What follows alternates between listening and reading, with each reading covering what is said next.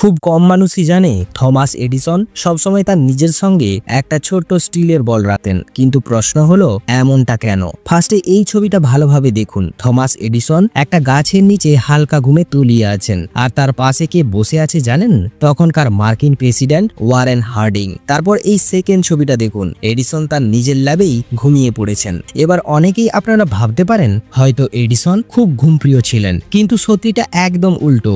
আসলে তিনি পুরো দিনে মাত্র 4 ঘন্টা ঘুমোতেন, কিন্তু তিনি ঘুম সম্পর্কে এমন কিছু জানতেন যেটা তাকে একজন মহান বৈজ্ঞানিক বানাতে সাহায্য করেছিল। তাহলে আসুন আজ জানি তার ঘুমের আসল রহস্যটা কি। আসলে এডিসন জানতেন ঘুমের একটা বিশেষ অবস্থা আছে যার নাম সেমি লুসিড স্লিপ। এটা ঘুমের সেই অবস্থা যখন আমরা থাকি ঘুম আর জেগে থাকার মাঝামাঝি এক দুনিয়ায়, যেখানে আমাদের মস্তিষ্ক সবচেয়ে বেশি ক্রিয়েটিভ হয়।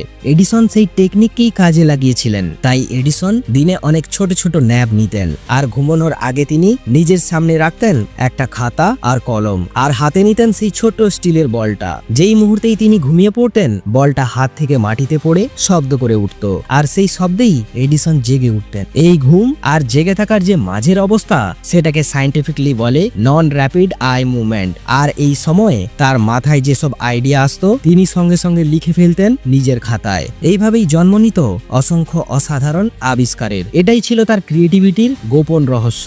আর সবচেয়ে আশ্চর্যের ব্যাপার হলো আজও অনেক সেলিব্রিটি এই অভিজ্ঞতা শেয়ার করেন, যেমন এআর রহমান, অমিত ত্রিবেদী, করণ উজালা। এরা সবাই বলেছেন তাদের অনেক সুর ও মেলোডি তাদের স্বপ্নের ভেতর থেকে এসেছে, আর পরে গিয়ে সেই মিউজিক দিয়ে অনেক ব্লকবাস্টার গানও তৈরি হয়েছে। তাই পরের বার যখন আপনাকে ঘুম পাবে একটু চোখ বন্ধ করে ভাবুন, হয়তো আপনার মাথাতেও আসতে পারে একটা মাস্টারপিস আইডিয়া।